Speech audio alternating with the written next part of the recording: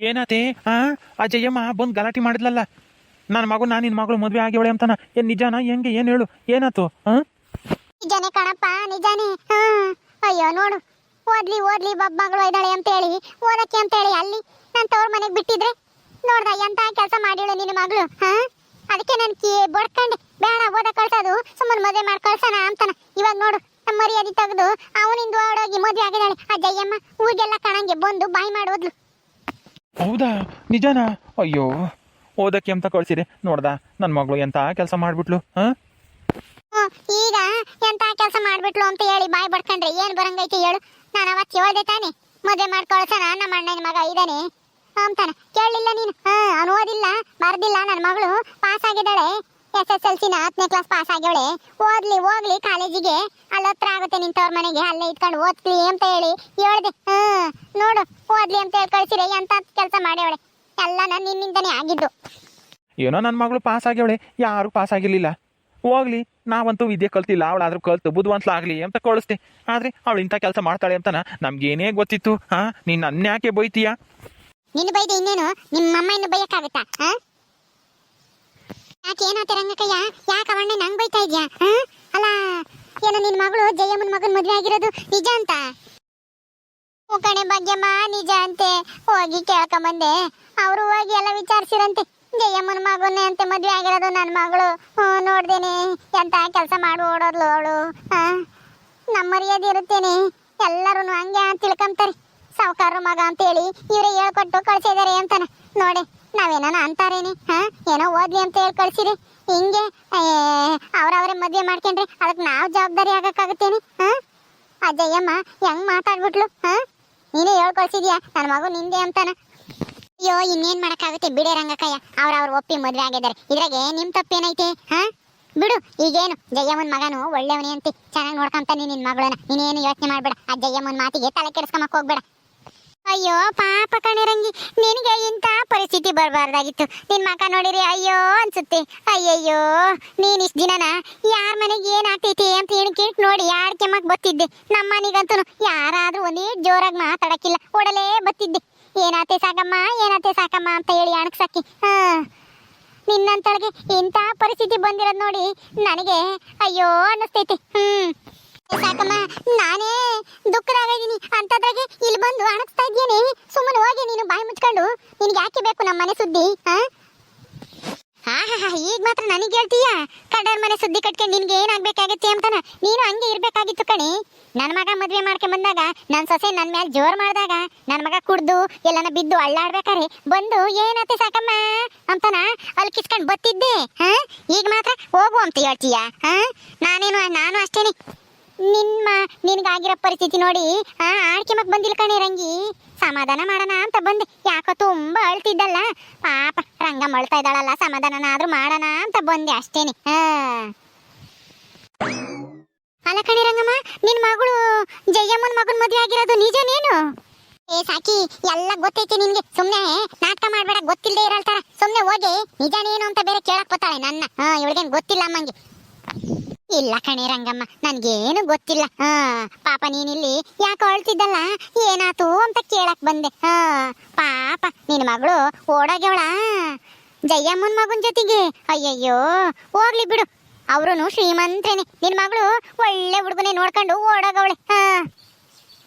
ನಿನಗೂನು ಗಂಡು ಹುಡುಕಿ ವರದಕ್ಷಿಣೆ ಕೊಟ್ಟು ಮದ್ವೆ ಮಾಡಕ್ಕೂ ಆಗ್ತಿರ್ಲಿಲ್ಲ. ಹೆಂಗ ನಿನ್ ಮಗಳು ಅವಳಾಗಿ ಅವಳು ಹುಡುಕೊಂಡು ಮದ್ವೆ ಆಗಿದ್ದಾಳೆ, ಅದಕ್ಕೆ ಸಂತೋಷ ಪಡೆ ರಂಗಿ. ಯಾಕೆ ದುಃಖ ಪಡ್ತಾ ಇದ್ಯಾ? ಊರಿಗೆಲ್ಲಾರ್ಗು ಹಬ್ಬದೂಟ ಹಾಕಿಸ್ಬೇಕು ನೀನು. ನಿನ್ ಮಗಳು ಮದ್ವೆ ಆಗಿರೋದಕ್ಕೆ ಹಿಂಗೆ ಅಳಬಾರ್ದು. ಸಾಕಮ್ಮ ಸುಮ್ಮನೆ ಹೋಗು, ಪಾಪ ಅವರೇ ದುಃಖದಾಗ ಇದಾರೆ. ಮಗಳು ಇಂಥ ಕೆಲಸ ಮಾಡಿಡಲ್ಲ, ಅವಳಿಂದನ ಅವಮಾನ ಪಡ್ಬೇಕಾಗೈತಿ ಅಂತಾನ. ನೀನ್ ನೋಡಿರಿ ಇಲ್ಲಿ ಆರ್ಕೆ ಮಕ್ ಬಂದಿದ್ಯಾ, ಹಬ್ದೂಟ ಅಂತೆ ಹಬ್ದೂಟ. ಹೋಗು, ನೀನ್ ಸೊಸೆ ಇರ್ಬೇಕೇನು? ಅಲ್ಲಿ ಏನಾನ ಕೆಲಸ ಹೇಳ್ತಾಳೆ ಮಾಡೋಗಿ ಹೋಗಿ. ನೀರು ಪರ ತಂದ್ಕೊಡೋದೋ ಇಲ್ಲ ಮುಸ್ರೆ ತಿಕ್ಕೋದೋ ಏನಾನ ಮಾಡೋಗು. ಇಲ್ಲಿ ಬತ್ತಾಳೆ ಇಲ್ಲಿ. ಬಾಗಿಂದ ಸೊಸೆ ಮನೇಲಿದ್ರೆ ಈ ಸಾಕಮ್ಮ ಹಾಗೆ ಇಲ್ಲಿ ಬರ್ಲಿಕ್ಕೆ ಎಲ್ಲಿ ಬಿಡ್ತಿದ್ಲು ಹೇಳು? ಅದು ಇದು ಕೆಲಸ ಅಂತ ಹೇಳಿ ಕೊಂಡಿಸ್ತಾ ಇದ್ಲು. ಸೊಸೆ ಇಲ್ವೇನ ಮನೇಲಿ, ಅದಕ್ಕೆ ಬಂದಿದ್ದಾಳೆ ಈ ಸಾಕಮ್ಮ ಇಲ್ಲಿ ಹಾಡ್ಕೊಳ್ಳಿಕ್ಕೆ. ಸರಿಯಾಗಿ ಹೇಳ್ದೆ ನೋಡ ಬತ್ತಿದ್ ಬಾನು. ನೀನು ಒಬ್ಬಳೆ ಚೆನ್ನಾಗಿ ಅರ್ಥ ಮಾಡ್ಕೊಂಡಿರೋದು. ನನ್ ಸೊಸೆ ಇಲ್ಲ ಕಣೆ ಭಾಗ್ಯಮ್ಮ, ಎಲ್ಗ ಹೋಗ್ಯವಳೆ. ಎಲ್ಗೋದ್ಲ ಏನೋ ಯಾರಿಗ್ ಗೊತ್ತು. ಹೋದಾಳು ಹಂಗೆ ಹೋಗ್ಲಪ್ಪ ದೇವ್ರೇ ನಮ್ಮ ಮನೆಗ್ ಬರ್ದಂಗೆ. ಹಂಗಂತ ಹೇಳಿ ನೀವಿಬ್ರು ಬೇಡ್ಕೊಳ್ರಿ.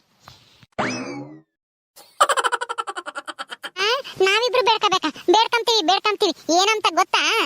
ಏನಂತ ಬೇಡ್ಕೊಂತೀವಿ ಭಾಗ್ಯಮ್ಮ?